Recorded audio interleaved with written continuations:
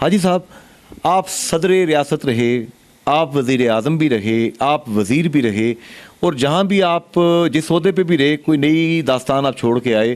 وہ کیا تھا؟ یہ اعجاز ہے اس نے آوارگی کا، جہاں بھی گئے داستان چھوڑ آئے. تو اب دوبارہ سے آپ نے پہلی میں قاعدے میں داخلہ لے لیا. دیکھیں، آپ نے بڑی خوبصورت کی. ایک تو وہ بہت مشکور ہوں اور انتہائی خوشی ہوئی ہے الحمدللہ کہ آپ انٹرویو لے رہے ہیں. میں اللہ پاک نے مجھ پہ یہ کرم کیا کہ میں مشنری ٹائپ کا آدمی ہوں.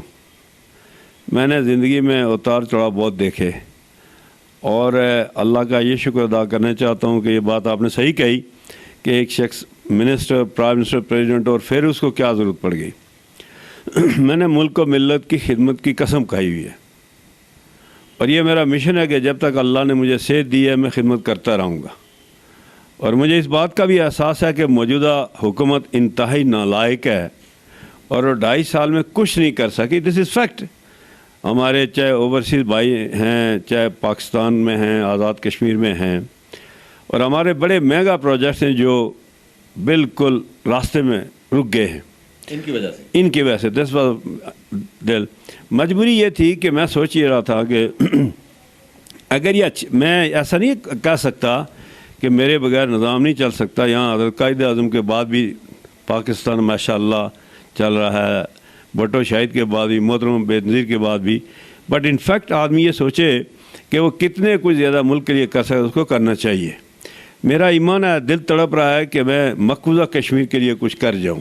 یہ وقت ہے. اور جس طرح مودی نے گاجر مولی کی طرح کشمیریوں کو کاٹنا شروع کیا ہوا ہے، تو میرا دل ہی جانتا ہے، میرا خدا جانتا ہے کہ میرے اندر کیا چیز ہے، میں کیسے سوچتا ہوں کہ اس کو کس طریقے سے کشمیر کو آزادی دلا سکتے ہیں. میں یہاں دوبارہ سوال کی طرف آتا ہوں. چلیں، مقبوضہ کشمیر تو ہم چلیں گے، اللہ کرے کہ ہم اپنے اصل مشن کی طرف جا سکیں. بیس کیمپ، جس کو بیس کیمپ بنایا گیا تھا یہ کہہ کر کے ہم ان بھائیوں کو آزاد کرائیں گے. ابھی میں پوچھنا یہ چاہتا ہوں سر، سیاسی سوال ہے.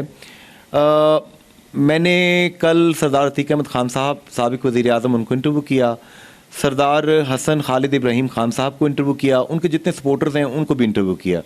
انہوں نے سب نے جو آپ کے حوالے سے بات کی، وہ اس کا لب لباب یہ ہے کہ جب آپ صدر بنے تھے، آپ نے سیٹ چھوڑی تھی، تو خالد ابراہیم خان مرحوم نے اصولی بنیاد پر کہا چونکہ یہ یعقوب خان صاحب کی جیتی ہوئی سیٹ ہے، میں یہاں سے الیکشن نہیں لڑوں گا. آپ کی جو صاحبزادی ہیں محترمہ فرزانہ یعقوب صاحبہ، انہوں نے وہ سیٹ پھر یہاں سے ون کی. تو ان کا یہ خیال ہے کہ آپ کو بھی اس اصول پسندی کا مظاہرہ کرتے ہوئے ان کے بیٹے کے لیے یہ سیٹ چھوڑ دینی چاہیے تھی. آپ کا جواب کیا ہے؟ دیکھیں، یہ بات تو ان کی سوچ ہے. یہ ان کی سوچ میں یہ ان کی سوچ ہے. میری سوچ تو یہ بالکل ہی نہیں تھی. اور کبھی یہ ذکر یا تذکرہ، کبھی سردار خالد ابراہیم صاحب کو اللہ جنت دے، بڑے آدمی تھے، کبھی ایسا سنا میں نے نہیں ہے کہ ان کی اپنی سوچ تھی، ان کی اپنی فکر تھی کہ انہوں نے یہ کمال مہربانی اگر کی بھی تھی تو مجھ تک یہ تو اطلاع نہیں ملی. اگر سردار عتیق خان چونکہ ویسے غیب کے علم جانتے ہیں، ان کے پاس تو یہ پہنچی ہوگی. تو مجھے اگر ہوتی تو میں کہتا. ویسے بھی ہماری اور سردار خالد ابراہیم صاحب کو ذاتی لڑائی نہیں ہے. میں ان کی صدقہ دل سے عزت کرتا ہوں. ان کے بچے بہت بہت بہت زیادہ ہے. میری سیاست میں 4 چاند لگانے والے سردار خالد ابراہیم ہیں. کیسے؟ وہ اس لیے کہ وہ لوگ جب کہتے تھے کہ بھائی یہاں کام نہیں ہوئے، سردار یعقوب نے کام نہیں کیا، حاجی یعقوب کہتا تھا آپ جھوٹ بولتے ہیں، straight. This was a fact. اور اس سے یہ ہوا کہ وہ کہتا تھا کہ کشمیر کی تاریخ میں یہ واحد آدمی ہے جس نے سب سے زیادہ کام کیے. یس، یہ تو ساری دنیا گواہ ہے. آپ جائیں ہلکے آن ریکارڈ. اچھا.